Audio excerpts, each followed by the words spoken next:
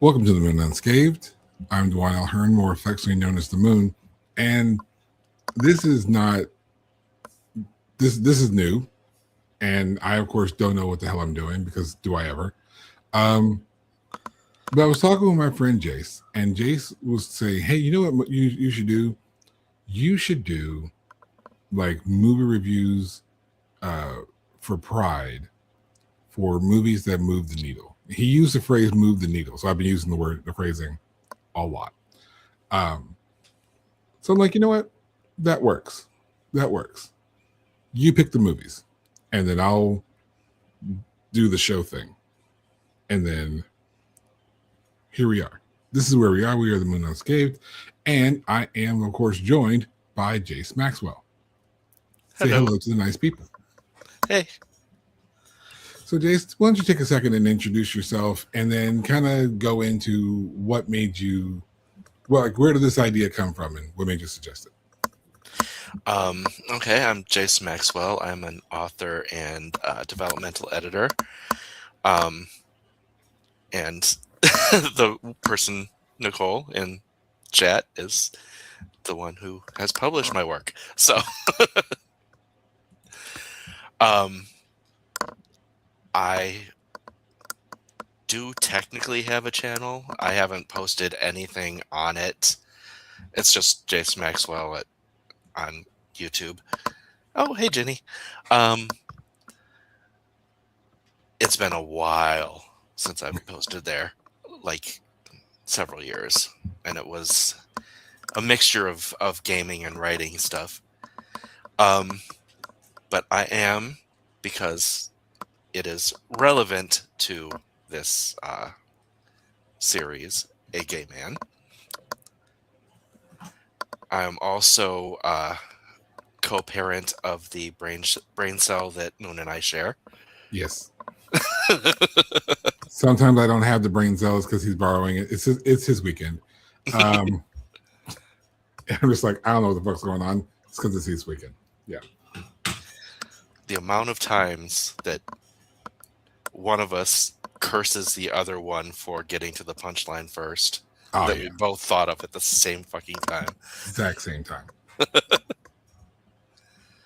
Yes, me and Jayce talk all the time. You like on Discord, and it's weird to talk to someone who thinks like I do all the time, and we're literally racing for punchlines. Mm-hmm. If you met the rest of our friends, you understand how fast of a race it has to be. Yes. But we were talking. We were talking on Discord, and that's when Jayce had the idea. So what made you think of it? I know how much you are a movie buff. I mean, you're a filmmaker yourself. Mm-hmm. And I know also how deeply you love to learn. Oh, yeah.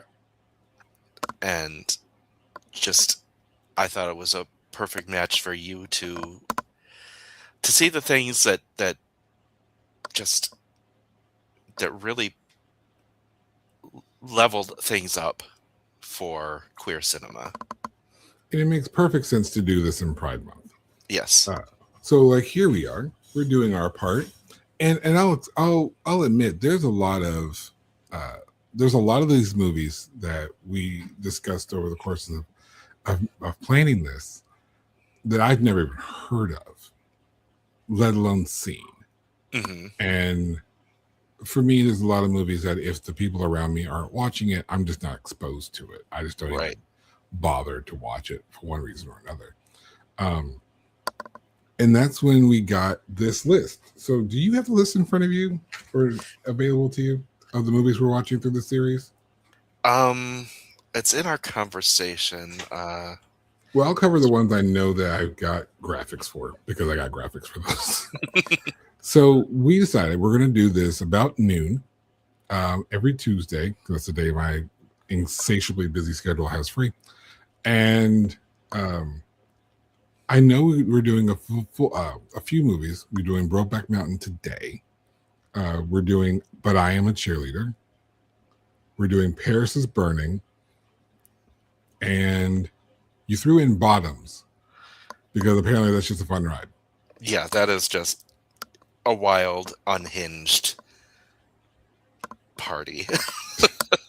So what the goal basically of this this special series is to discuss what that means moving the needle for this community. Um, it's important to highlight important Black films, particularly in the Black History Month, and I feel like it's just as important to highlight queer media during Pride Month. Mm-hmm. You wanted to discuss the Hays Codes, and I'll admit I haven't been as I'm not as educated on Hays Codes. So if you could educate the people. So the Hays Code was started in 1934. It was a very conservative measure, and it was to block. It's one of those things where they had a good idea and took it way too far. And there were a lot of things coming through cinema in Hollywood that were grossly negligent, horrific, whatever. But when they enforced the Hays Code, they lumped everything they didn't like, including people they didn't like, into what was banned. So what was the good idea that they completely fucked up? Well, things were going through like child stuff, Gotcha. and like really graphic things. Okay, so this was a measure initially to just tone down the crazy. Yeah, it was basically the Wild West, and they wanted to impose some order, but they imposed all the order. All the order. So instead of moderately specifying, well, okay, this is bad, this is bad, this is bad, they're like, everything we don't like ever is bad ever. Yes. And particularly in the 1930s, that included everything. Basically. Anything outside of Little House on the Prairie, I guess. But they went as far as they couldn't talk about sex hygiene, like venereal diseases. Couldn't talk about drugs. Scenes of childbirth, in fact or in silhouette.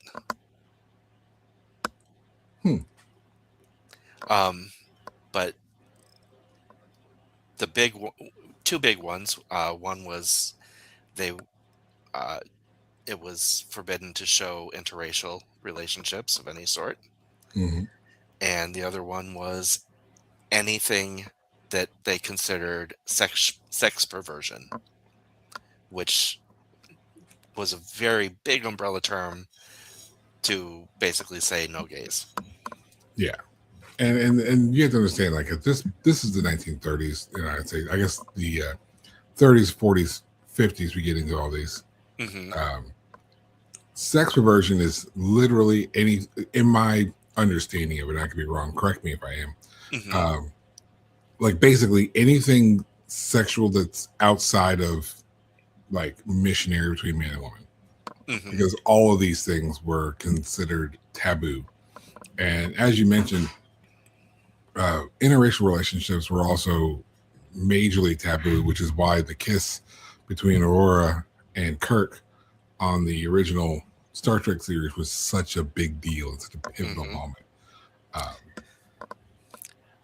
As someone in an interracial relationship, like, you have to remember, guys, like, my relationship would have been illegal at this point in time. Just because people didn't like the aesthetic. My children would be evidence of a crime, you know. And so that's the angle that we were dealing with at this point in time.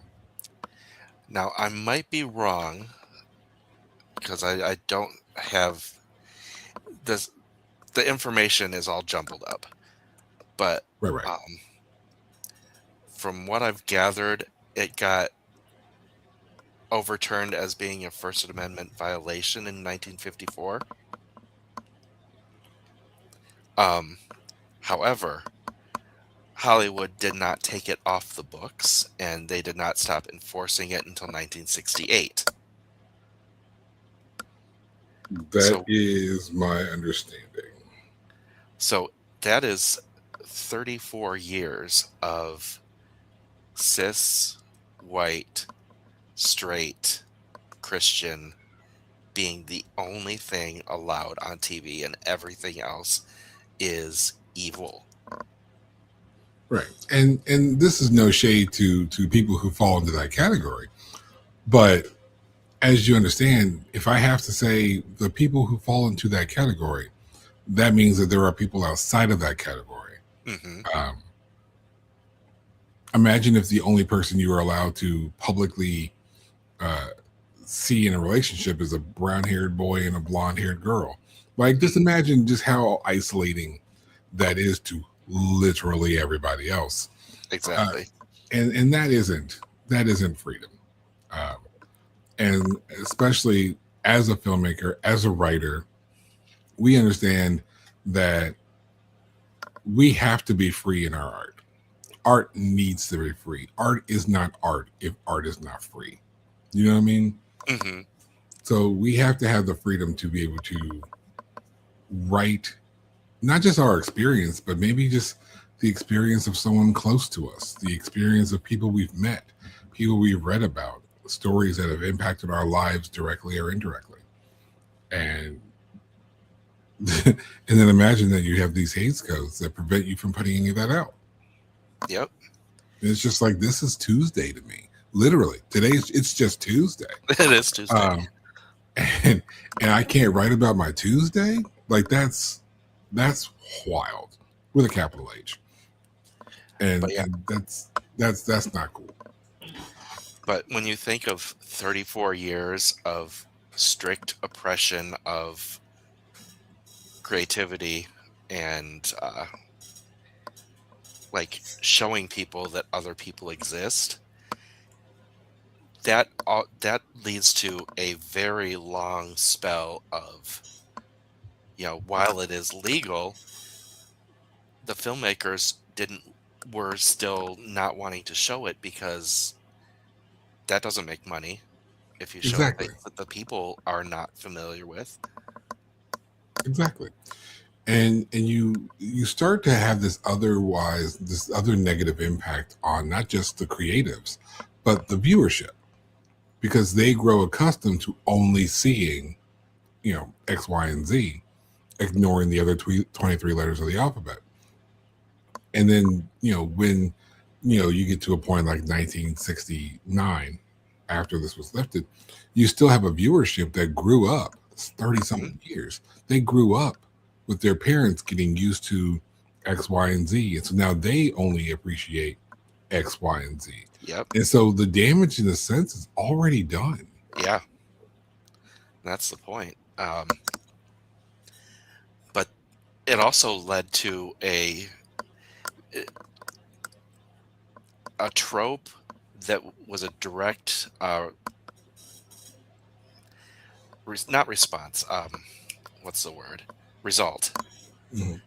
of all of this, and that is barrier gaze. What do you mean by And barrier gaze? so it's shorthand for um, gay relation. If any character was outwardly gay, was like clearly gay, they could not have a happy ending. Period. And that lasted long after 1968. Um, so queer cinema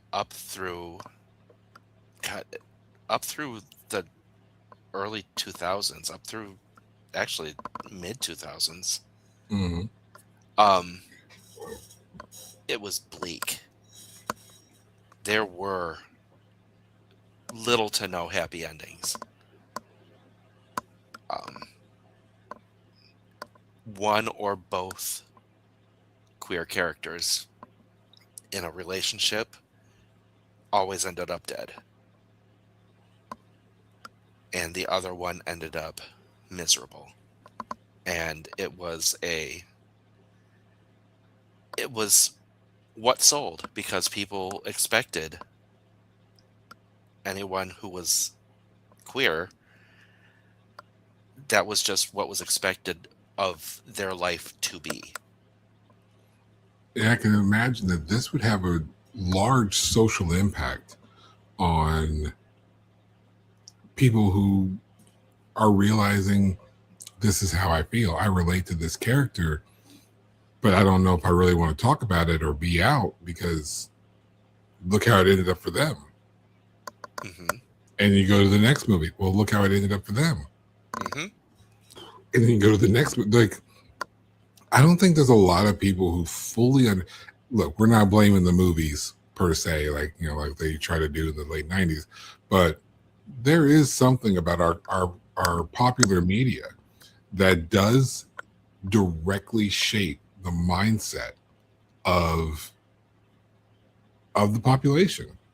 You know, I talk about it all the time watching um, these boy meet girl movies and how the boy responds to the girl when he's rejected, and how you see guys behaving in those really problematic ways that lead to harassment under the disguise of she's playing hard to get. Uh,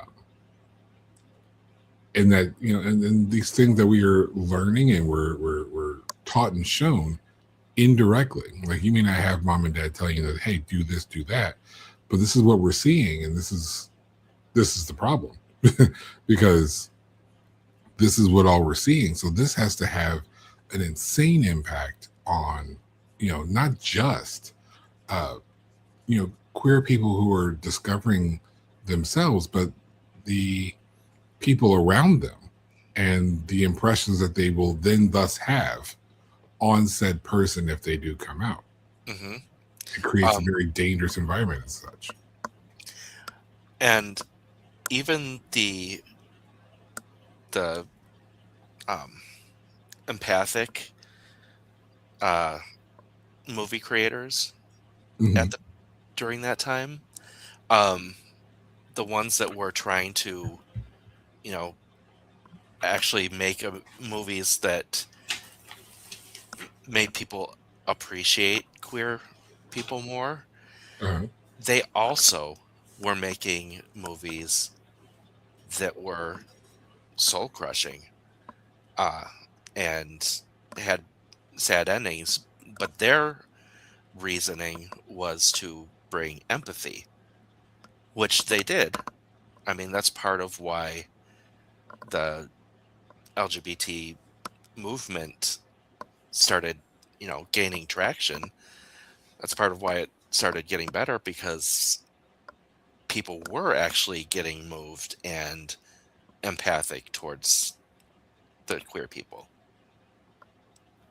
So it was doing that, and that's what today's movie Brokeback Mountain. It was written by someone who wanted to tell a beautiful, moving story, and In a very spoiler honest way. in a very honest way. And spoiler alert to anyone who has not seen it: it does not break the mold of the time. No, this Of is 2005, Mhm. where if I remember correctly, we were having a big political debate in the 2002, 2003, 2004, 2005 era of American politics about the legalization of gay marriage. Yes. This was a time where uh, even we give so much credence to the Democrats on these type topics, but at the time, this is just 20 years ago, 2004, 2005, it was hard to find a Democrat that would have outwardly supported gay marriage. Just keep that in mind. Absolutely. Yeah, you don't automatically get a purity point just because you put a D in front of your name. We don't do that here. But I remember that being part of that 2004 campaign, because it was primarily the Democrats who were running against the incumbent George W. Bush. So the Republicans really weren't doing anything because they had the incumbent in the presidency. So it was really most of the political sphere surrounded the presidential nomination for the Democratic nominee.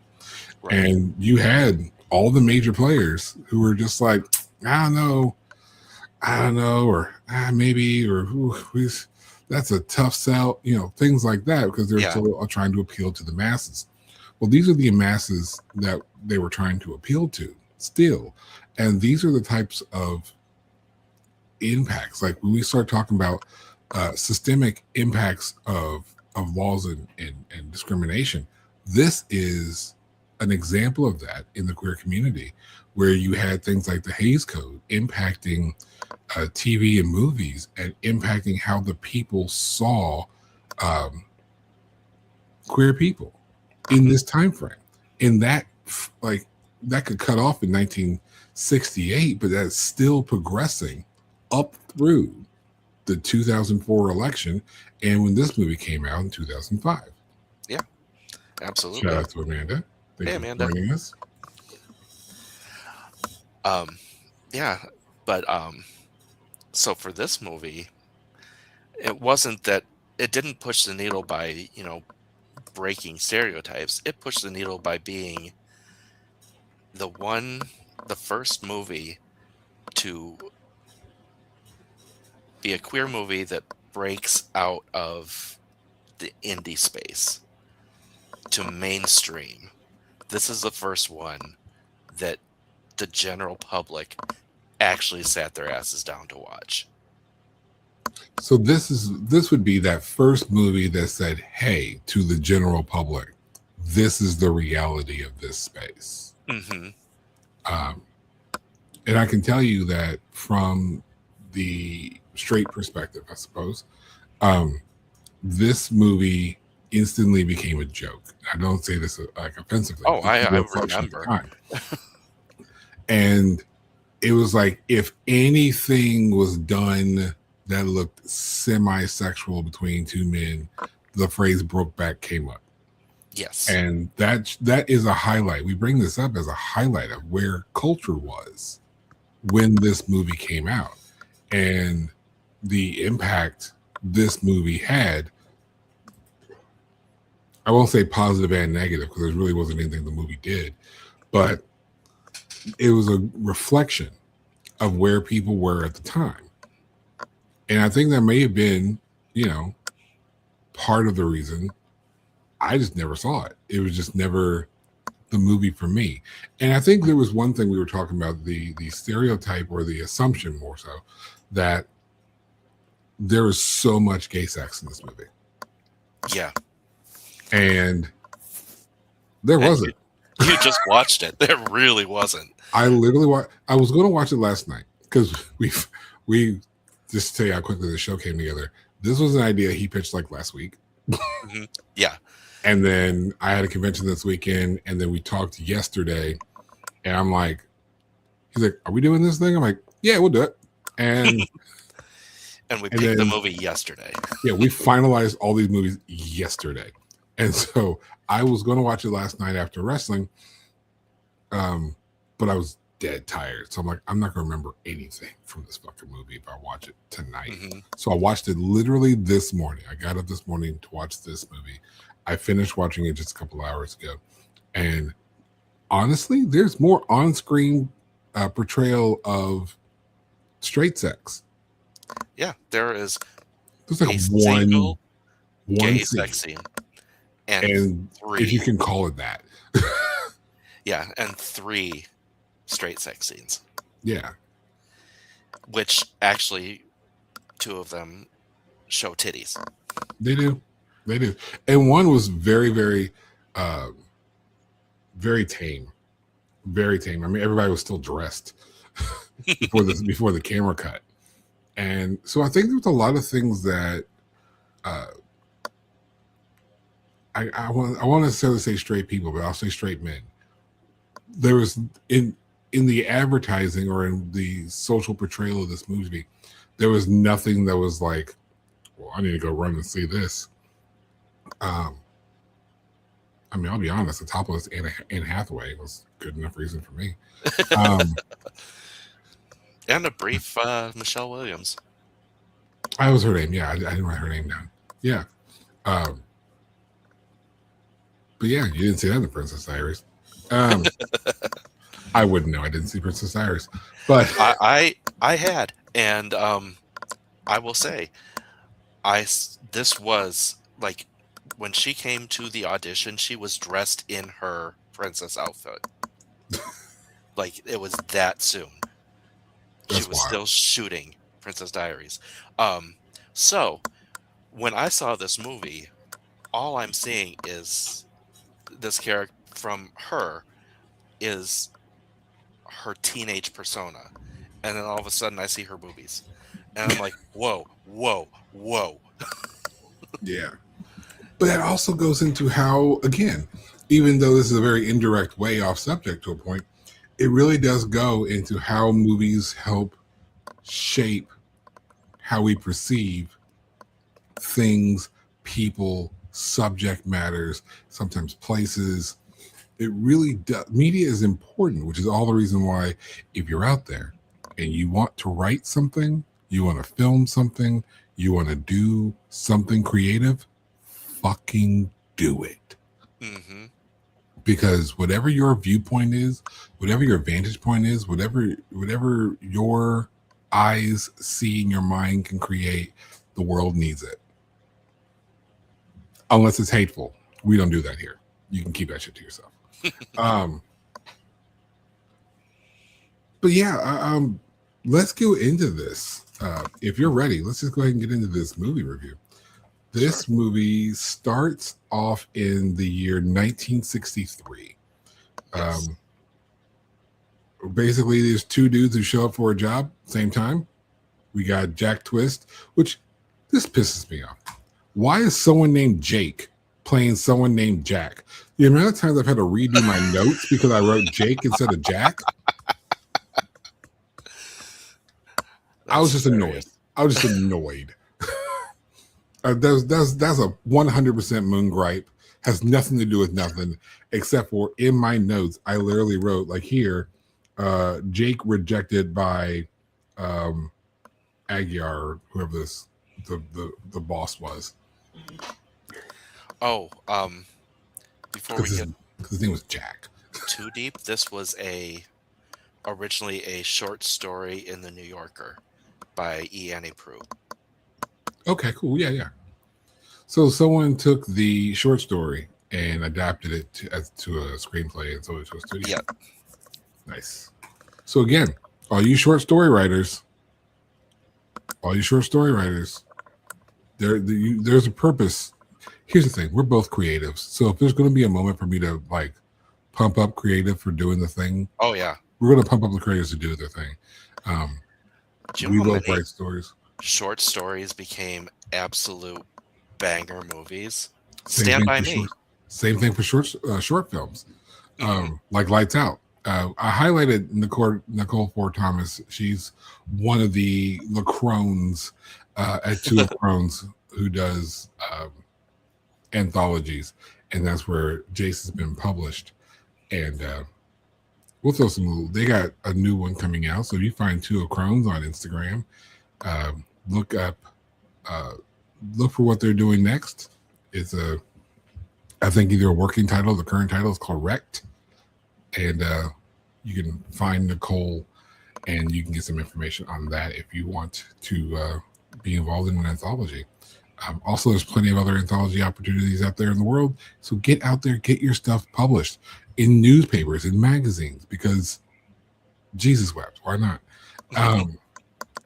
But yeah, we want to push everybody to get their creativity out, because again, that is how culture is shaped, including this movie.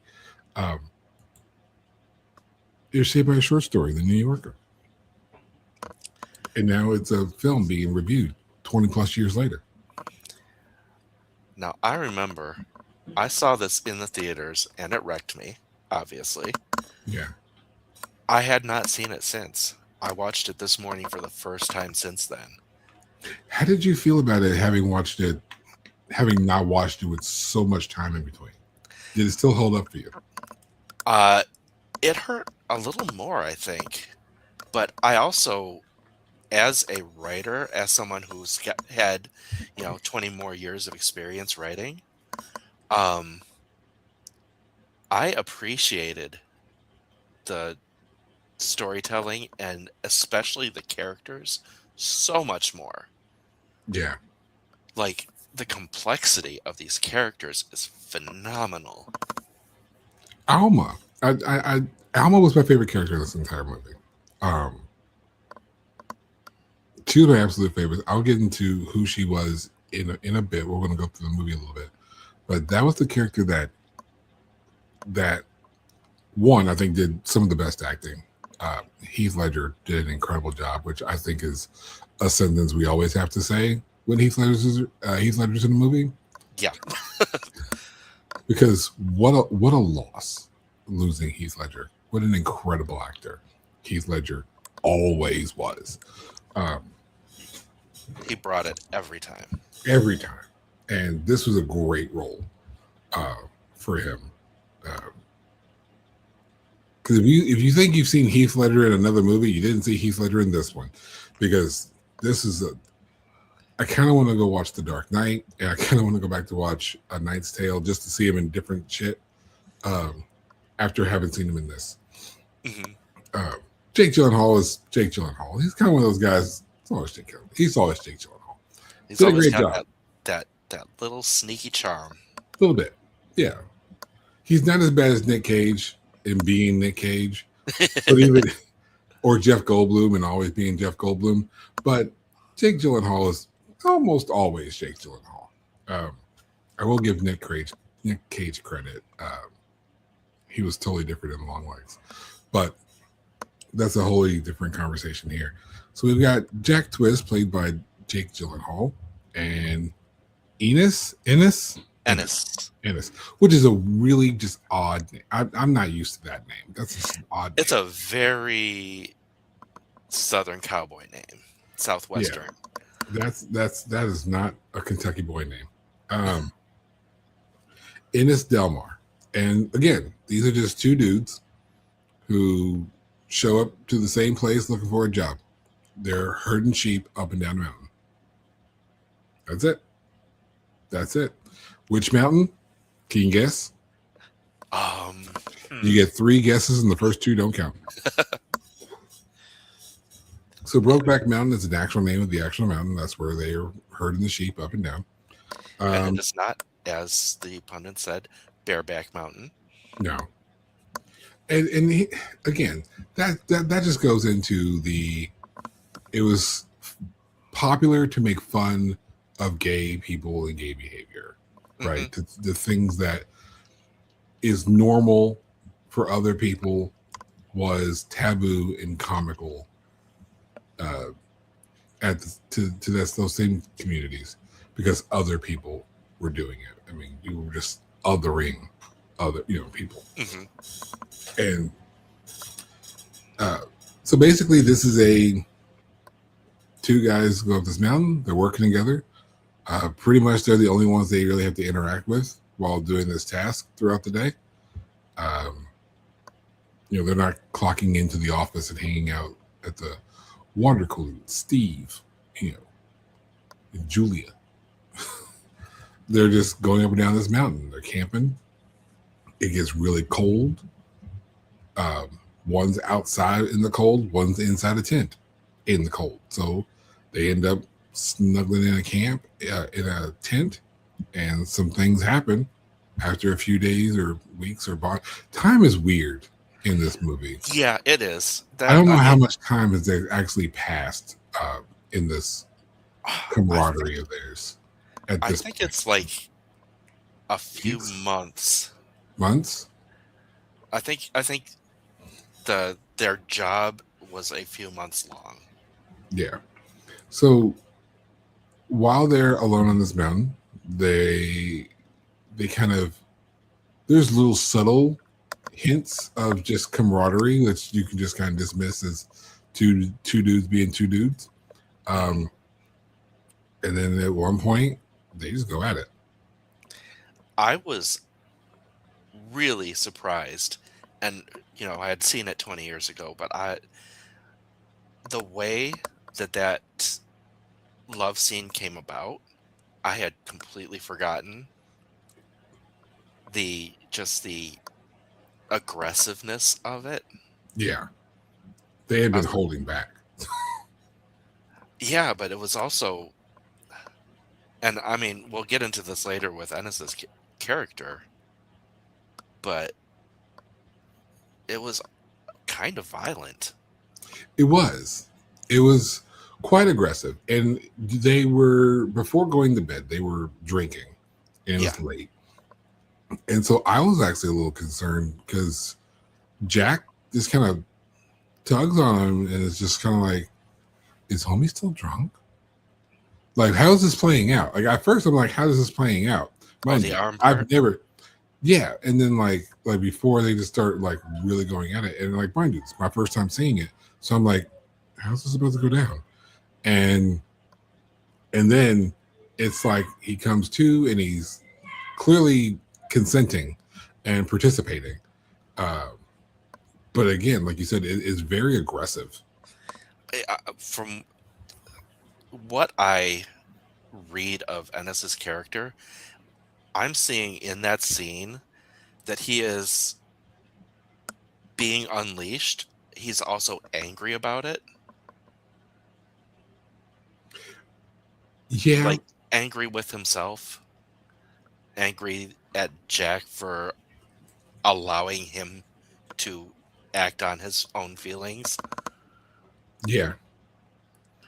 There's a lot into, I want to pause the description of the movie. I want to get these character profiles a little bit.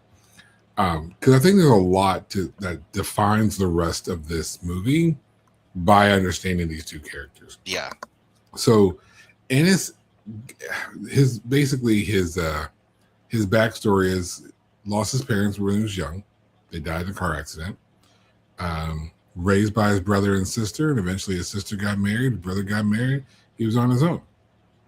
And he was just kind of making it up to this point. So homie never really had connection, right? Mm-hmm. And I don't even know if initially you could say that this is just like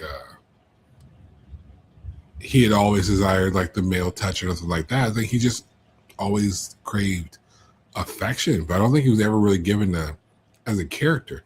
I don't think he was ever given the opportunity to express himself like emotionally or like give himself to someone. And that's what I interpret the aggression. And you can see that in how guarded he is at every moment of the movie. Yeah, especially when he's dealing with potential romantic partners, because there are clear differences. At some point, Ennis does have children, and it's in his eyes.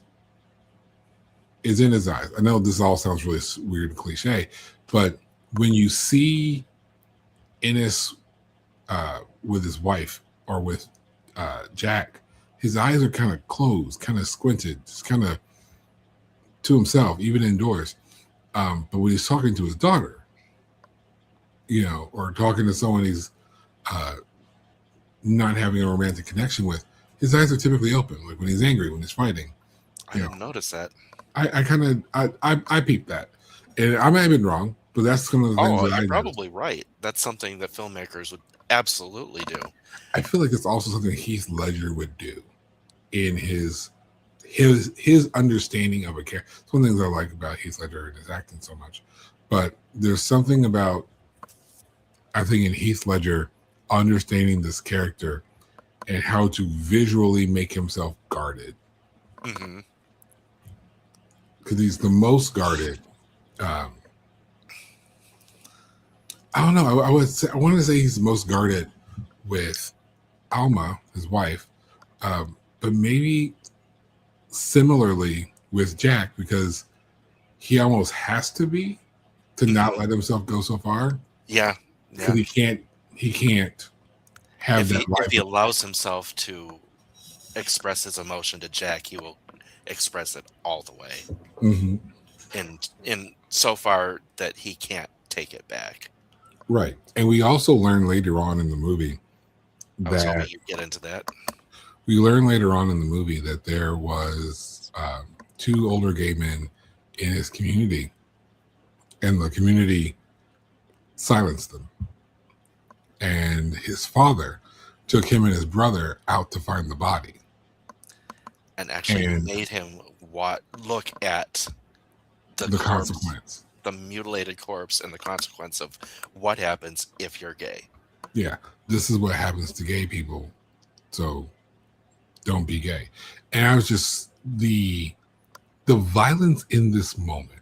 And again, we have to understand that, particularly in a modern day time, we don't say violent to mean, oh, he punched, kicked, shot, stabbed.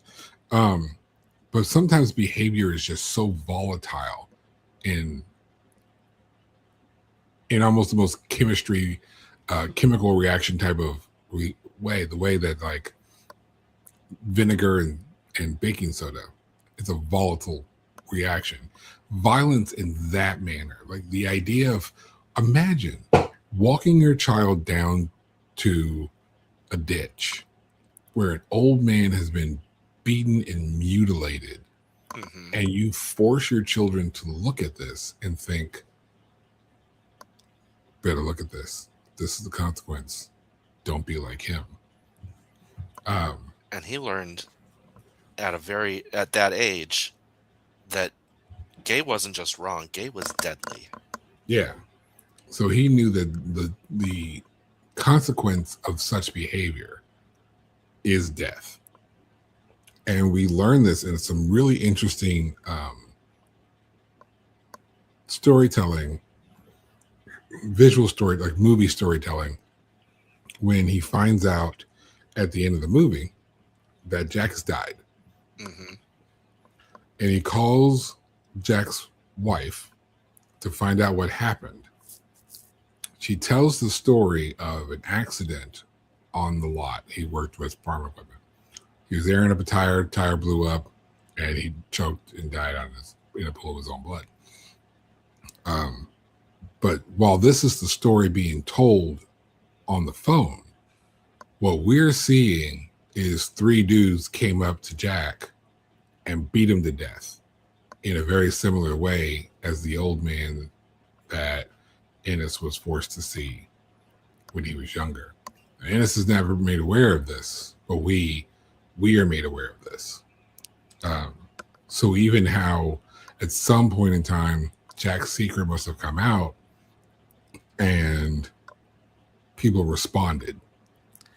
See, there are multiple interpretations of that, and I looked it up, and people still argue about it to this day of what actually happened to Jack. All right. So what are the other theories? There's the theory that, you know, her story is 100% true, and the what we see in that gay bashing is just what Ennis is imagining really happened, because that's his fear, which I like that interpretation because that really nails into his trauma. Um, Second is that what he's imagining is what happened or is close to what happened. Mm-hmm.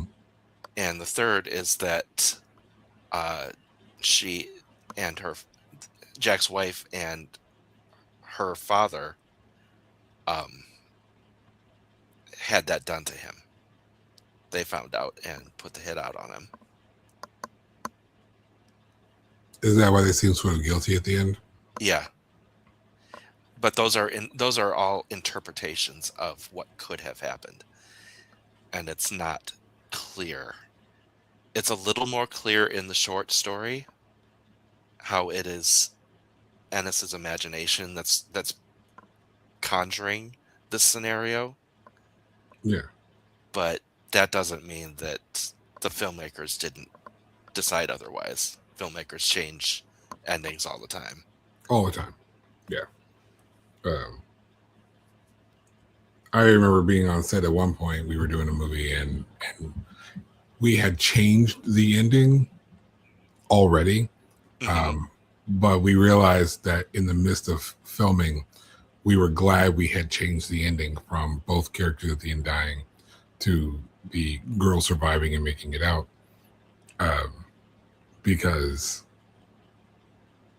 we just felt like with all that she went through, it would just be wrong to have her lose out in the end. So endings change all the time. I'll have to look into more detail on this these theories on what happened. I'm really curious to see. Which way are you leaning? I feel the way it's portrayed. I feel like that's more honest. I feel like she wouldn't want to acknowledge innocence, especially publicly. So she's putting out the cover story. I'm sure she knows. Okay. But so you're on scenario 2 where what he's imagining is what happened. Yeah. That she's telling the story of a humble accident, something very simple. And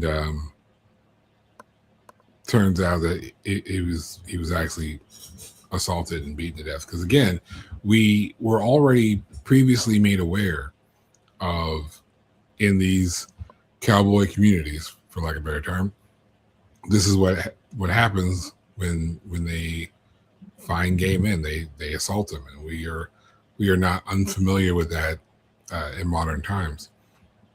So I feel like this was her way of telling the cover story to maintain that appearance and maintain everybody's innocence. Because God forbid, you tell the actual guy he loved what really happened to him at the risk of blowing up the secret and getting somebody in trouble, especially if her dad, coworkers, family, anybody was in on it. Yeah. It turn around and bite back on the family's business. And I'm not going to argue with you on that one, because that is like an absolutely valid reading of that. Mm-hmm. And that is the reading that I had back in 2005 when I watched it. This time, 20 years later, just the writer in me thinks that the more subtle that beating was just Ennis's worst fear playing out in his head,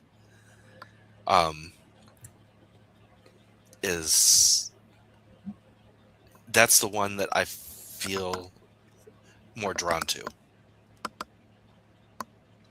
I can see that. And I think one of the beautiful things about being a writer and creating a scene like that isn't so blatant is that you open the door for interpretation, which just like the point of this show, opens the door for conversation. Yeah. We can look at this from a creative standpoint, or we can look at this from a historical standpoint. At this point, we're looking at like 1979. Yeah, I think they showed. I think in the credits, one of the clips they used was from 1980. Yeah, so we're about, because I remember the divorce was in 1975, so we're a few years out from that. So I would assume we're approaching 1980. So yeah, the gist of the story is these two guys meet, they hook up, they fall in love, but of course, time, life moves on. Both Ennis and Jack at some point they marry, and Ennis was already engaged when this all went down. He eventually marries Alma, has 2 kids with Alma, Jenny and Alma Jr. Which again, it's I like seeing the female juniors. It's something you never see, and no one ever talks about. I think we need to bring back female juniors, even if it's just in writing. We need to bring back female juniors.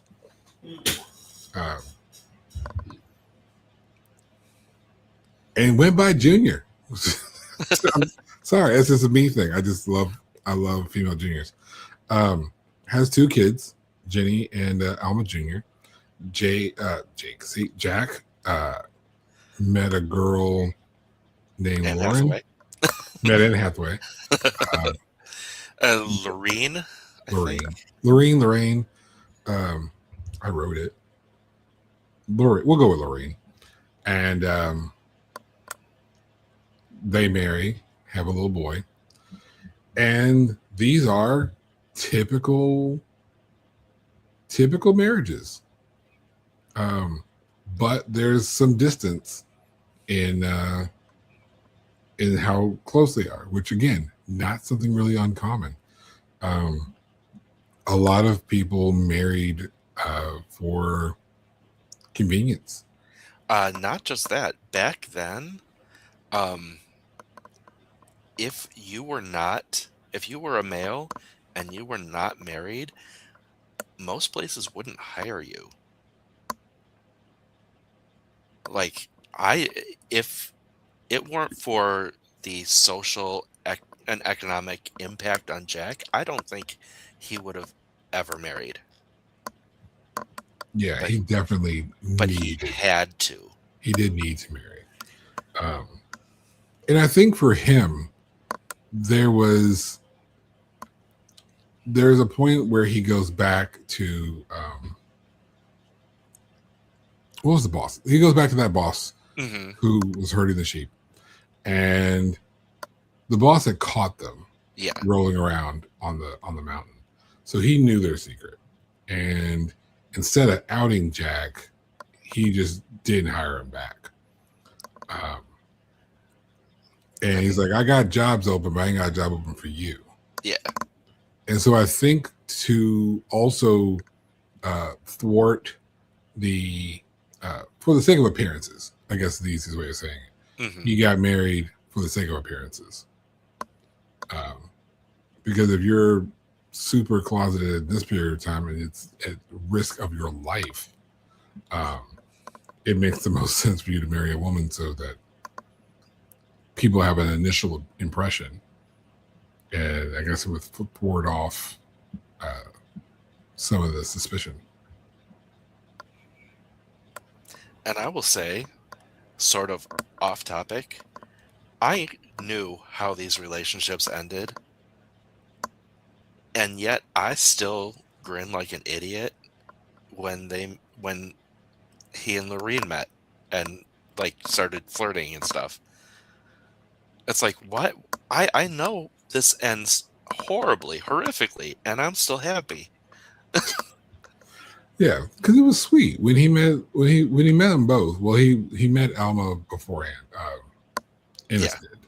So he was already planning to, and you see it. Like he comes back from Brokeback Mountain, and he goes and he gets married, and they have the kids, and it's that typical chaotic, we don't have a lot of money type of situation.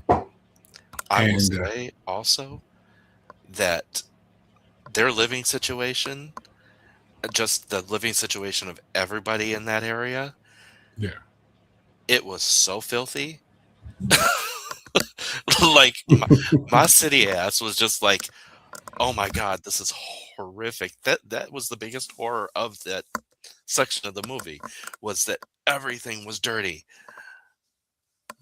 No one or nothing was ever clean.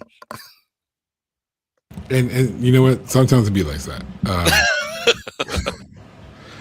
Because again, we were looking at 2 people who are working. He's trying to do the backbreaking work of ranching, and she's working at a store.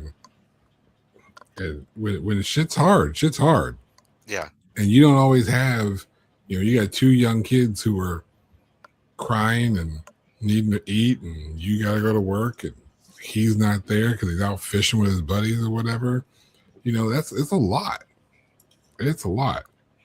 So, men, go clean the house, guys. Go wash dishes. I'm gonna go wash dishes when I get done with this show, just for the sake of it. So no, I got kids. I'll make my kids do it. Not gonna lie, I'll make the kids do it. So But yeah, yeah, that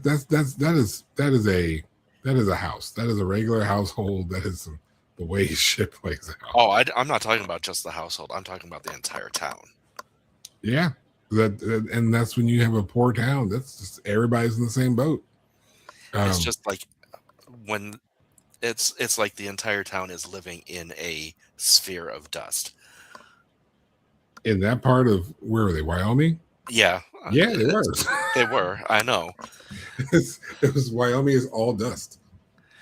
Shout out to I'm everybody sure if watching I this was from out there, Wyoming.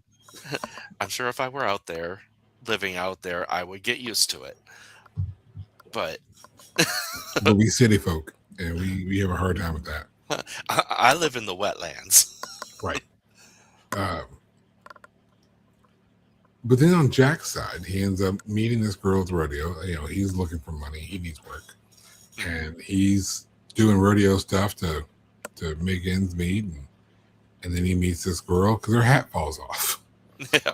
And it's cute. Both of these situations are really, Yeah, really just like adorable love stories. And then they shag in the back of her daddy's car. And then they have a kid and get married. And that's what ends up really messing with this movie is you see how these closeted men are forcing themselves to live quote unquote normal lives, socially acceptable lives. And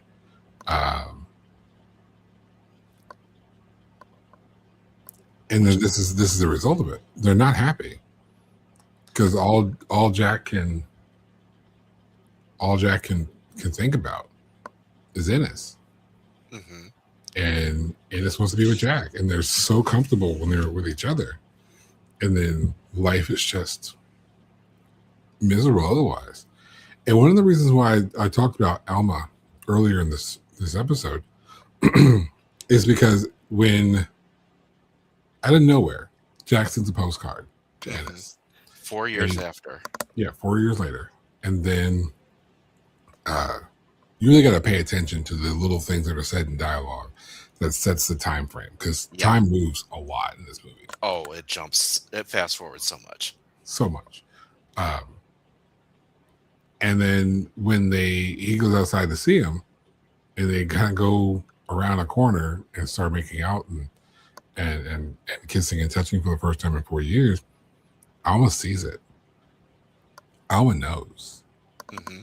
And Alma's quiet. Yeah. Because Alma's a mother who has to raise these kids. And she doesn't have a choice until eventually it's just too much. And it's time passes, and it's in one of the other sex scenes, which is, you can barely call it one.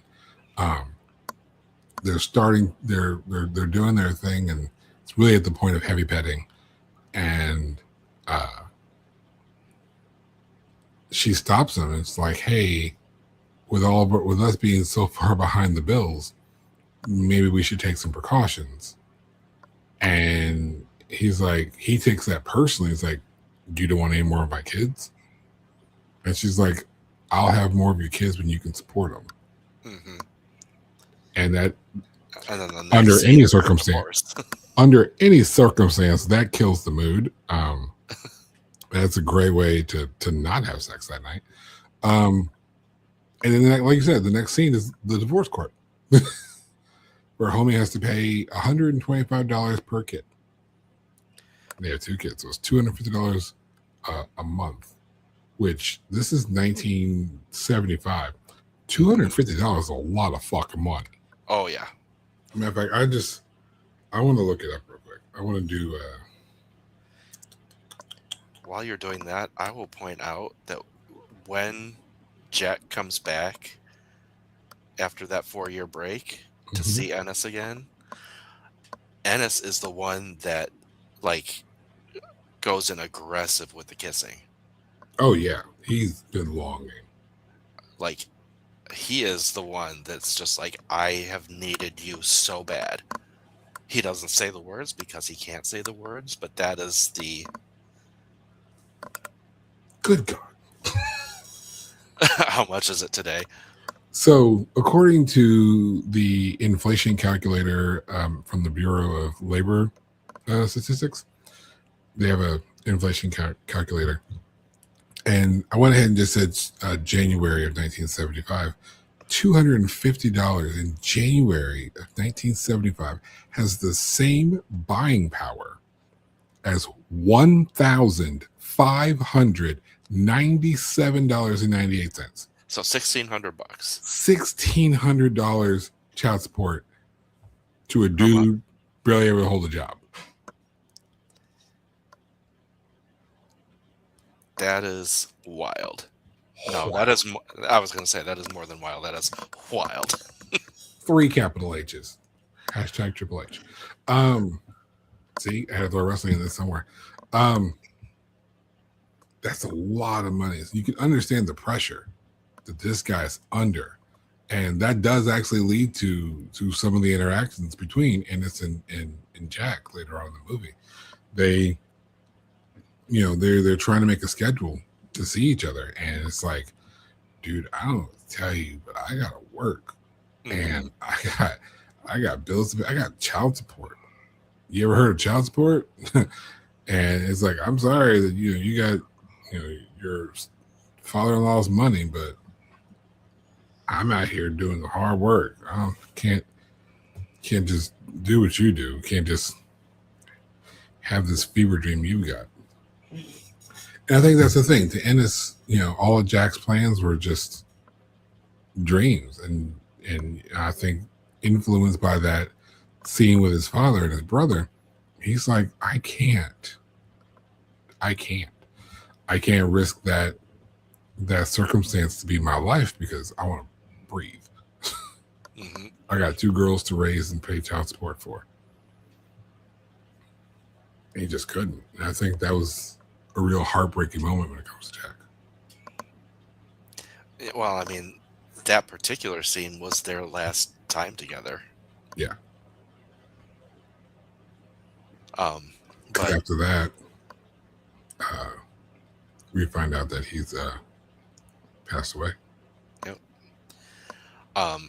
But back to that first meeting after 4 years, when you look at it from Jack's perspective, like the summer of Brokeback, the initial summer, he left, and you could see he thought that it was done. He thought that was it. That was going to be a happy memory for him. And Ennis was going to move on, get married, live his life. And he comes back 4 years later to see this guy, and he is shocked by how much Ennis missed him and needed him. Like, you can see he is alarmed when Ennis goes in like that. I mean, Yeah. He's alarmed for all of 2 seconds when he's like, oh, yeah, we're going in then. Because I missed this. But it took him by surprise. Because he was not expecting that. But yeah, like, as far as being queer is concerned, Jack is much better adapted. Yeah, but I think he's kind of normalized that life for himself. Yeah. There weren't really any other scenes that I recall where Ennis pursued another queer relationship. No. Another relationship with another man. He does meet Cassie at some point, and it just kind of disappears, apparently. But Jack, he's I guess more familiar with the the underground sort of Methods to get sex. Yeah.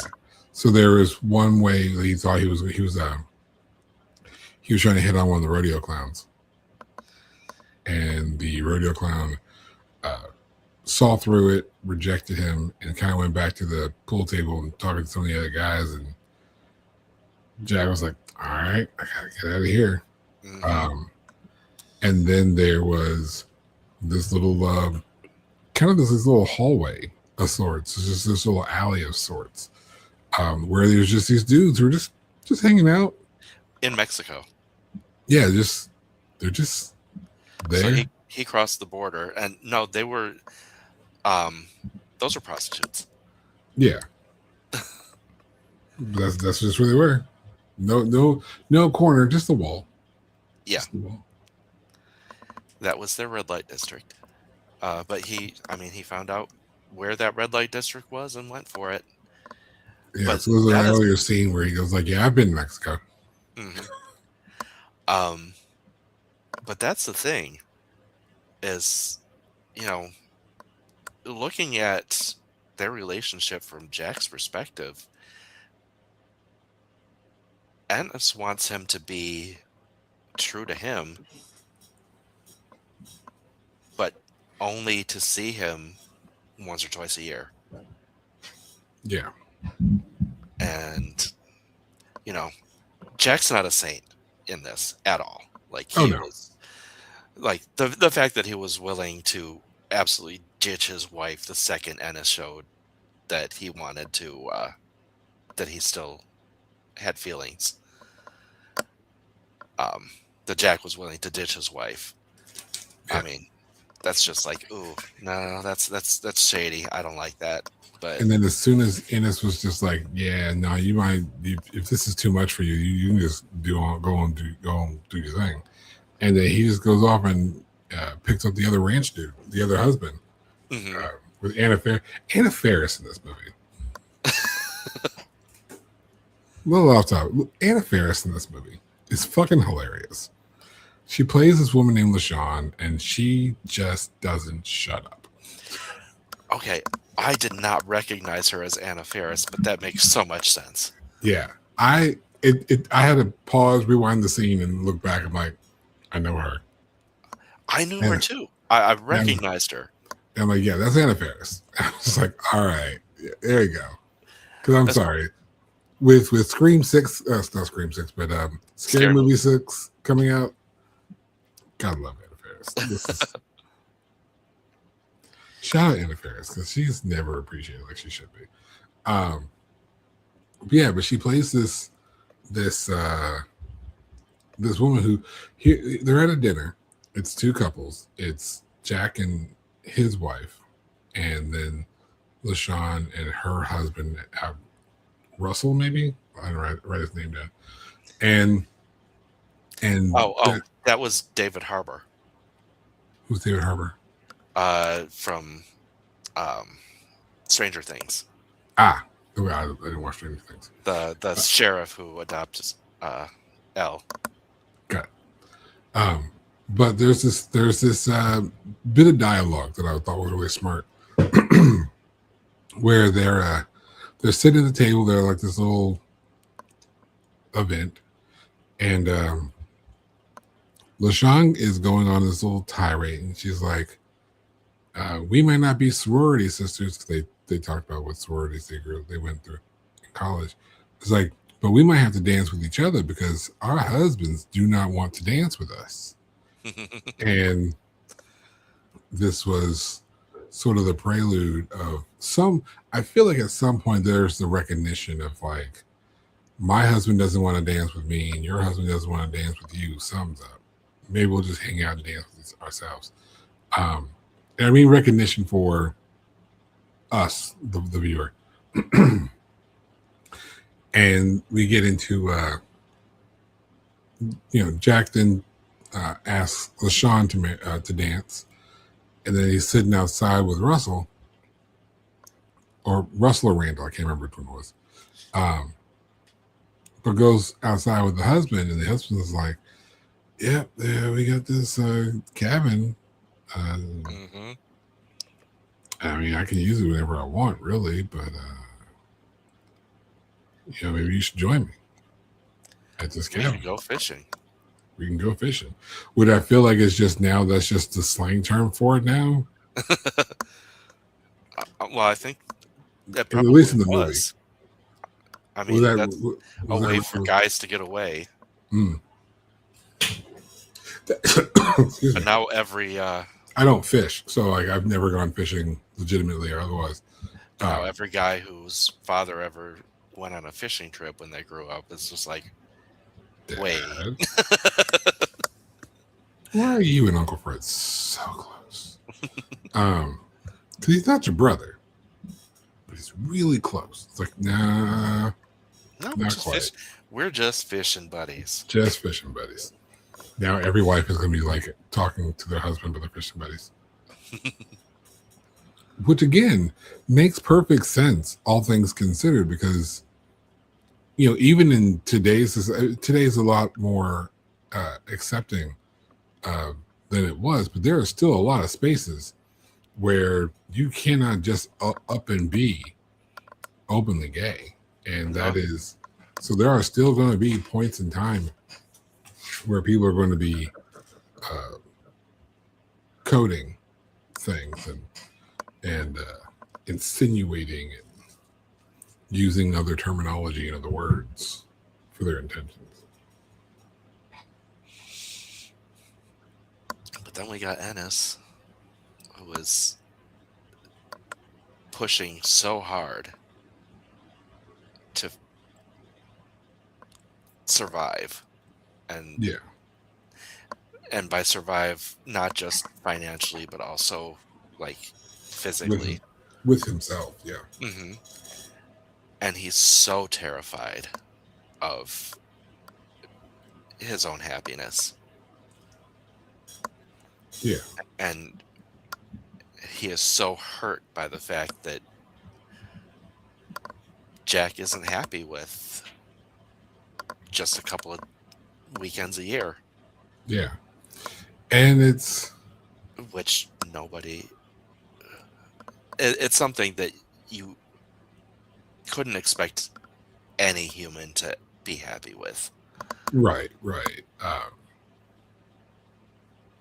Just like, hey, this is great in March. See you in August. Especially when you can't just, and mind you, we're talking about a period of time where you wouldn't just be calling every other day, or there was no email, there was no video chat, so these were very distant. Long distance costs money. Long distance costs a lot of money. If you've never had long distance charges on your phone bill, if you've never had to go buy a phone card to use the payphone to call long distance to somebody, to like all my age. Actually, and in 2005, that's what life was like. Like you'd had to get like, if you didn't have a long distance plan on your home phone, then that's not the cell phone you left at the house. No, there's a phone that connected to the wall that was just into the house. You couldn't take it with you. You could barely take it to the next room. You had to go to Family Dollar and buy an extra long cord. And you got kids these days saying, you know what? Having a phone that's in the house that you don't have to answer when everybody wants your attention, that stays there when you go out, that sounds like a awesome thing. We should do that. It's like, yeah, you bitch. That's a home one. That's the house phone. That's a thing that used to exist. Oh, we're telling our age. But it also does highlight in the especially the time frame of the movie, let alone the time frame the movie was made, because this is still a thing. We're still counting minutes on our cell phone plan. If you have a cell phone, we're still counting minutes in 2005. Yeah. But in 1975, 1970, between 1975 and 1980, you're charging for a long. This is why postcards and letters were a big thing. Yeah. That's why they kept sending to the postcards. Because postcards were cheaper. And the postage on the postcard was a little bit cheaper. I don't even think about what stamps are a piece nowadays. It's almost And that's why their postcards had the very minimum of information, because anyone and their mother could read what you were saying to someone else. Yeah, it was literally just the back of a card. There's a picture on one side, and I can't believe I'm doing a show where I have to explain what a postcard is. And I'm looking at the three people in chat and being like, they know. Right. On the off chance somebody runs across this. Like, for you young folk, it's a picture on one side, and you only get half the back side because the other part has to have the sending address on it. Mm-hmm. So it's just literally quick message. Hey, got your message. See you in August. Bye. Like, that's it's a text message that takes 3 days to reach if you're lucky. 3 to 7 days. It's wild. So wild. But that was the level of communication that they had. That's the distance that was truly between them. Because mm-hmm. even nowadays, we have there's distance, physical distance between like you and I. But look, I mean, we're doing this show right now at the same time. Like, this is not, we talk every day. Like, right. There's no true distance, right? In the age that we have today. And of course you would know 76 cents. That's fucking wild. Of course you would know that, and you would answer that question for me. Thank you, Amanda. That's insane. It's welcome to the United States. I remember when we had like 23-cent stamps, and when the price would go up to like 24, 25, you just bought like a pack of penny stamps to just add to it. So yeah, buy forever stamps now. Just bunch of packs of forever stamps. How wild is it that now mailing something is the luxury? Right? That shit's wild. Save yourself money. Just send a text. Right. Email me, bitch. Just email me. It's fine. That don't cost shit. Don't cost nothing. But it's seemingly the lack of the ability to text each other cost Jack his life. He does, one way or another, it cost Jack his life. And because even if it's the her story, if it's Lorene's story, he didn't have anyone to text. He died waiting for someone to come save him. Yeah. This movie was tragic, but also very eye-opening. I feel like the tragedy of this movie is two people who met and related in a way that they couldn't express. Like, they couldn't be themselves. They had no way of, they were forced to live a life they didn't want to live as a result. So they forced themselves, society forced them to be miserable. In a sense. Oh, in reality. And that was the reality back then. Yeah, that's my next question is how far or how close is this portrayal to reality? 100%. Like, it was, especially in their region, this was a death sentence.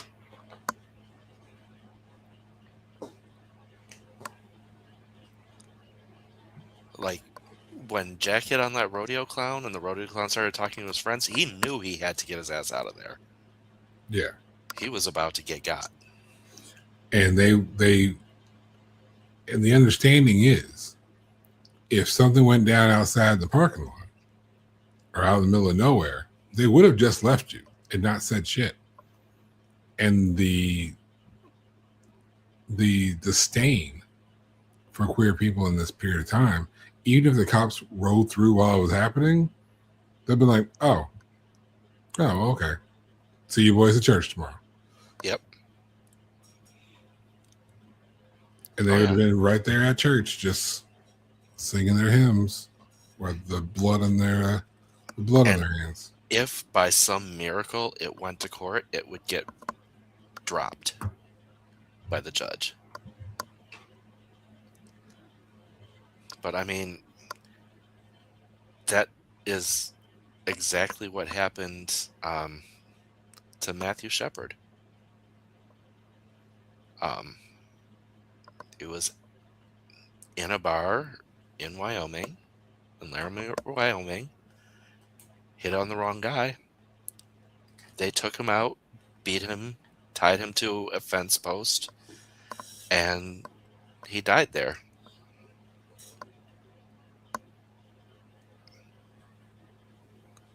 So that shit happened in real life. And that was in, what, 97? 98? Somewhere in there. So only a few years off from this movie Mm-hmm. going out. And, you know, when we hear these stories where some minority group fears these exact type of things, there's a reason for it. Yeah. They fear it because it's historically accurate. There are historical precedents for these behaviors, which is why they're concerned. Yeah, Ennis's fears were not unfounded. Like, he was traumatized by something that he witnessed. Yeah, not just a story that Mama told. This is a real life thing that even by his own admission, he couldn't even say that his dad didn't have part in it. Mm-hmm. He's like, I don't even know if my dad was a part of it. Maybe. Probably. You know, I think there's a part of Ennis that just acknowledged my dad was probably part of that mob. And that's why he knew where the body was. And that's why he sent us down here to go see. 98. Thank you, Amanda. Like, we're just going to hire Amanda to be a fact checker. Fact checker. I said 97, 98, so I was right there. Yeah, you're right. But yeah, and that's why, going back to the reason for this series that we're doing, that's why this pushed the needle. This got that reality pushed up into the general public's faces. Yeah. Like, this is what gay love looks like. In reality, it's not what all the novels that the wives might read. This is the reality of it. You know, when two men love each other and they can't express it for one reason or another, this is the links that they have to go through and the risks that they take.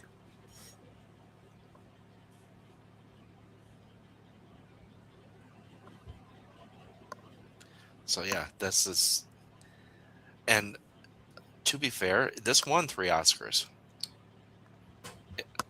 It didn't win Best Picture of 2005 because, well, I won't say it's directly because the Academy was too cowardly to put something of actual social relevance up. But they chose something very safe. That, and I can't remember what movie it was. I just remember that it Give us about a minute and a half, and Amanda will tell us. But it didn't have like a social impact. Was it Push or Crash or Crush or something like that? Crash. Okay. I will say this now that I can see what movie actually won. Um, Crash being one of my favorite movies of all time. Oh, was it? Yeah, and it has absolute social relevance. Oh, does it? Yeah, Crash is a movie that shows racial discrimination coming in all of its different forms. Um, it's actually an amazing movie. It's incredibly well done, star-studded cast. It shows how all these people are in this town are kind of interconnected, and discrimination of some sort, whether it's racism, sexism, uh, influence. Like there's one part where uh, a, a woman needs to get her locks changed, but she doesn't trust the Latino dude that is changing the locks. So as soon as he leaves, she tells her husband, call another company tomorrow, change the lock again. And he's like, why? We just got he's just pulling out of the driveway. And she's like, well, I don't know who he's going to give the keys to, his amigos that he's going to give his keys to, our key to. I don't, so call someone else tomorrow. So that recontextualizes my thoughts on things because, number one, I think I need to watch this movie. It's it's so fucking good. But secondly, this sounds like it's more of a matter of the people that are saying that the Academy was homophobic are just upset that Brokeback didn't win. That Brokeback didn't win. That they, I hate to put it in these terms because I think it's all important, but the Oppression Olympics was lost by their team. In a sense, yeah. I will say, as a person who loves film, who can objectively look at film, if I was to objectively look at Brokeback Mountain, having just watched it, versus the last time I saw Crash was some odd years ago, if I was the one to pick who gets the Oscar, it'd also go to Crash. Okay. But I do feel like there is this part where, and I think this is just as important to mention, there's a conversation to be had where members of an oppressed group, in the Oppression Olympics, that you put it, whenever something that represents us doesn't win, or doesn't succeed, or doesn't do as well as something else, yeah, we always immediately go to discrimination. Yeah. Now, I completely understand why we do this, because as we just mentioned, historically, that has been a real life reason. We started this episode talking about Hays Codes. Mm-hmm. And we started this episode discussing that even when the Hays Codes were rescinded, it still impacted how filmmakers made film. Yeah. And even after that started to change, it still impacted how moviegoers watched film, up to the point where this movie comes out and through the time of Brokeback Mountain. There is still points of oppression that were used. I'll even say there was a period where it was easier to accept a black person than it was to accept a queer person. Mm-hmm. But it's easier to hide being gay than it is to hide being black. Yeah. So I think that's where this dichotomy kind of exists. The queer person can help it. The black person can't. I mean, that was the mentality. Yeah, there you go. And all of these things are problematic ways of looking at things. But as a filmmaker, I think one, you have, in my issue, as far as a film, the time thing throws you off. You never know when it is until they tell you. Crash takes place, I think, within the course of a week. And it's a very, very clear time frame. And I think how some of these there's several different stories being told simultaneously, and how they all interwove themselves. You even had there's one point where a white cop who called out his senior cop, like his partner, for being racist, called him out, displayed racist behaviors intentionally but unintentionally, and uh, it led to him shooting a black kid. So it showed all these intertwining stories. Even the storytelling itself. Crash was a better movie. The right movie won. And that's not because, that's the reason why that movie was one of my favorite movies. And that's just part of reality it's both good and bad. Mhm. It's good that two really powerful, positive messages were portrayed at that time, but it's Absolutely. bad that they had to compete against each other for attention. Yeah, and it's objectively, I would say, what is a better objective film? But again, as you say, both had very strong merit in that period of time. Both told stories that needed to be told, and the fact that both of them got um, the acknowledgement to be in the nominations for Best Right. Picture. In the end, one was going to win, one was not. Right. They don't typically do ties, so I feel like if they were, I don't know who the other nominees were, so this may be an unfair statement, but there's a good argument that both of these movies could have won Best Picture. But like I said, I don't think any strictly movie-based criticism against Brokeback Mountain would have been generally unfair. There were things that could have been done a little bit differently in this movie, but again, I understand even the time thing, because we're seeing not just the impact of a fling, we're seeing the impact of a fling on someone's life, meeting someone special on their life. So you have to have life span. Yeah. They could have done a better way of announcing when things were. But again, I can understand the show don't tell. So it's the difference between having the years superimposed on the screen versus having the judge announce this date during the divorce proceedings. Right. So creatively, I understand why they went the route they did. Otherwise, is what it is. But no, I think it was a good movie. And I think for someone that this movie did not directly impact, I definitely understand, and I understand the significance of it. And I can definitely see the message being sent. Here's the thing. Critics at the time raved about this movie. People that actually went to see it raved about this movie. It's the people who refused to see it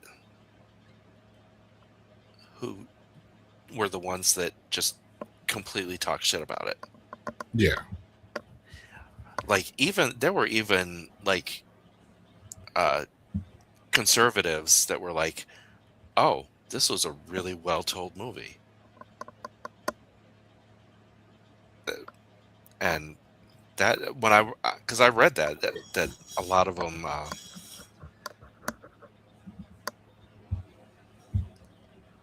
yeah, that was, sorry, I paused to read that. No, good, because it's a great point. Mm-hmm. Yeah, and that is accurate. Yeah. I forget what I was saying. Yeah, when a good comment comes in, like, what else can you do? It is true. I also have my thought train gets derailed real fast. Mine's not even on tracks anymore. It's just shuffling through through dirt. Oh, mine is careening through a forest, bouncing off of trees. Yeah, mine's like the mag train with no power. Like it's just sliding down the track, hoping it doesn't tip over. Oh You were yeah, talking about the critics. conservatives and the reviews on the movie. Yeah, reviews were phenomenal. So it's not that, it's the people that were determined before it even came out, and that is still true to this day. It is. People decide before something is even released that they don't like it, that it is objectively bad before they have even seen it.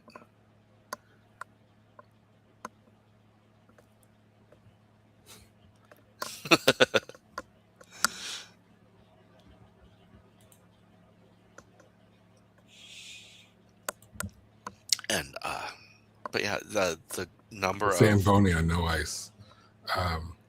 the number of conservatives that were like, "Oh wow, that was actually a good movie," when they saw it, is kind of mind blowing. Especially at the time, because at the time we kind of society allowed you to objectively look at things. Nowadays, we have a very hard time objectively looking at things. Again, kind of in like the tone of this movie. If you said the wrong thing, it was less about you, but how you were then perceived by the people around you. And again, I'll say this: if you have to hold back your thoughts and feelings on something, how free really are you? Mm-hmm. How free are you? To me, that doesn't sound like freedom. So I say your thing. Say what you think. Watch what you want to watch. Like what you like. Watch the nerdy shit. Watch the hot and steamy stuff. Watch the I didn't want to say hot and steamy shit. Watch whatever it is that you like, because fuck it, we got one life, man. We ain't got, and every day you're losing time. So if there's a movie out there that you want to see, or a show you want to watch, or a show or movie you want to make, or a book you want to write, get a pen, get some paper, write that shit. But also, I mean, and it's part of why we're doing this, and why I have a list of movies that you want me to see that I need to watch. Yeah. Is that, yeah, we do absolutely watch what you want to watch, but also go outside your comfort zone. Watch something else too. Yeah, not every, like, I love horror movies, but I can't just watch horror movies. Fun fact: most, like, my top 10 favorite movies, none of them are horror. None of them are. Crash is one of those movies. Kill Bill Volume 1 is about as close to horror as you're gonna get. Just because of the amount of blood and violence in the movie, like, that's about as close you're gonna get. It's really an action film. Crash is a fantastic movie. Elizabeth is a fantastic movie. The Crucible, fantastic movie. These are all movies that make a statement of some sort, or they're historically significant. Fifth Element is great, and so is Boogie Woogie. Boogie Woogie is a wild movie. But, so yeah, watch other shit. Life's short, man, and especially if your life has been in a bubble of a sort. If there's a bunch of movies that people are talking about that you've never seen, fuck it, just go watch it, because there's something that you may not. You don't know what you don't know. Mm-hmm. And while I was raised in a place that our network stations were Detroit stations, so predominantly black. So that was the media I was raised on. Um, I still, you know, and it's just well, I'll say this first. I still have not. If you take the average white person, uh, they've and say that they have watched like 1% of what of the black media that a black person has. I've watched maybe 7% of what a black person has. So I'm ahead of white people, but way behind black people. Right. And we make dope shit. Yeah. But there are other communities, and a lot of black media has to, we do cover our oppression. We do tell our stories because uh, oppression in society is a real thing. And that is sometimes the real life experience of a lot of black creatives who are making these movies. Movies that are popular, like Sinners, for example. There's a lot of historical significance in black oppression that's highlighted in that movie. But um, that's not it. That's not everything. Mhm. And we should understand other oppressed communities as we want other communities to understand us. Um, so I think that's one of the one of the most important things I want to do with this series, not just here in Pride Month, but as things progress, and I hope to bring this back at least in February, um, hopefully with a little bit more planning. Um, but no, that's the importance of these kind of things. It's to expose people to aspects of a community you may not have otherwise been exposed to. I mean, I don't know how many times I've talked to people and I've said, the people around me never watched this movie, so I never watched this movie. It's just never been a movie to watch around me. I've just never been motivated to watch this movie or that. I catch myself saying that a lot, which makes me want to go watch more movies because that is the best way to understand what's going on through a person's mind, the experience of that creative or someone around that creative. Sometimes they're telling their mom's story or their sister's story or their best friend they lost at a very young age. Um, I can imagine that if Ennis was a filmmaker, he would make Brokeback Mountain to tell the story of a lost Mhm. love. So yeah, go out and find these movies. So as this series progresses throughout the course of the rest of June, um, make note. This movie was available on Peacock. I think that's where I watched this point. And I watched it on Prime, but through Peacock, so right. same thing. So this movie is available on Peacock. So if you have access to Peacock, go ahead. Sometime this week, go ahead and just watch the movie. And tell us what you thought of it. If you've seen it before, watch it again. If you've never seen it before, watch it. Watch it for the first time. This was the first time Jayce watched it in, I think he said 20 years Mhm. since it came out Yeah. in 2005. And I've never seen this movie until this morning, till this very day. And if you're afraid of the gay sex, there's only about 30 seconds of it. And there's more naked female bodies than there are naked male bodies. If you're really that bothered by it,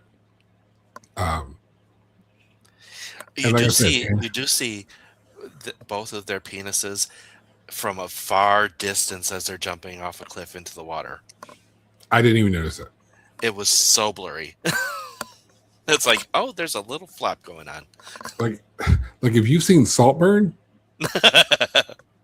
the end of Saltburn, that's all penis. that's just I'm not reviewing Saltburn again. That's I think not we really reviewed it great for queer representation anyway. no, that's just crazy ass fucking movie. But yeah, if you're real, it's not a movie for kids. But if you're hung up on this movie, let me just go ahead and say this. If you're hung up on this movie, take a moment to yourself. Ask yourself why. Ask yourself why. And if it's not a really good reason that you would feel comfortable publicly going out about, or if you could publicly tell people your reason and you feel like you might be criticized, you might want to reevaluate what your reason is and then go watch this movie. This is a time for self-reflection. This is a time for learning. This is a time for experiencing something we would not have otherwise experienced. That's what we're doing here. That's what the Cultural Impact Review is doing. All right. That's the whole point of the Moon Unscathed. You walk in, you say what you got to say, you feel what you got to feel, you watch what you want to watch, and it's okay. You walk out unscathed. There's nothing wrong with just enjoying good media. And I would say, as a film, this is a good film. So I would definitely recommend you just go ahead and watch it. Just fucking watch it. What movie, as we go to close, what movie are we watching next week? Do you want to do But I'm a Cheerleader or Paris is Burning? The next graphic I designed was But I'm a Cheerleader. So we'll go with that. Okay. Because, we have another one that is on that list is Love, Simon. Yes. But I don't want to hit that next because I don't want to... Okay. Phrasing. I was going to say I don't want to blow our gay wad right away. I want to shuffle the deck. Right. Okay. Jesus Christ. Lord help this show. So yeah, there was a lot of introduction into the series in this particular episode. We won't have to do as much introduction in the next episode. Don't get me wrong, I don't do short shows, so it still might be 2 hours. But we will be back.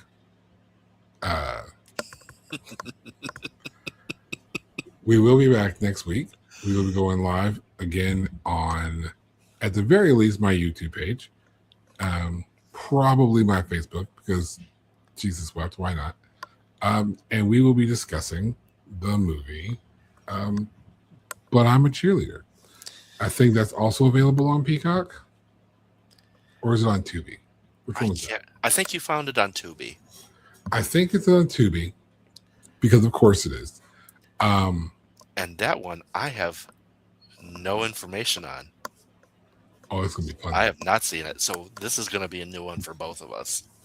So I think everyone out there, if you catch wind of this, go ahead and watch But I'm a Cheerleader, and then join us next week, next Tuesday at noon, as we go into a similar impact review of that movie that we don't have information on. I've never even heard of this movie before. I just heard of Brokeback. I just heard about Cheerleader.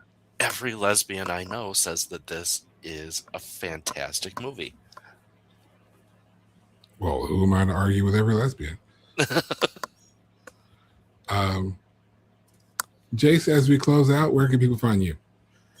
Honestly, they can't. I mean, I have my past content on Jayce Maxwell at YouTube. And I have I have short stories in the two of Crohn's books, Bog Hag, Krampus, Hush Little Baby, which is the Krampus edition. And what was the last one? Shoot.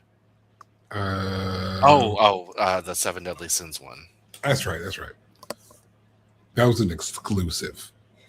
That was an invitation only. Yes. So, and he that got he got the invitation, so you need to check that one out. All these books are available on YouTube, on Amazon. And I will say, for my standards as a writer, that one in Seven Deadly Sins, I feel like I brought it. She's correct. Seven Sins. The book was called. So the book is called Seven Sins. Also, the book called Hush Hustle a Baby, and the book called Bog Hag. They're by Two of Crones. You can check out Two of Crones because they're dope. Check out Jayce's work in those books. I'm Dwan L. Hearn. All my shit is everywhere because I'm as bad as the president. I'll also be live here again tonight with my co-host Joker as we discuss our upcoming trip to AEW tomorrow. So the night before AEW, the night before Dynamite, that will be tonight. We will discuss that. We will go over what tomorrow's card is going to be, and you can just find me right back here at 6:00. So until then, I'm Dwan L. Hearn, more affectionately known as the Moon, and this is the Moon Unscathed.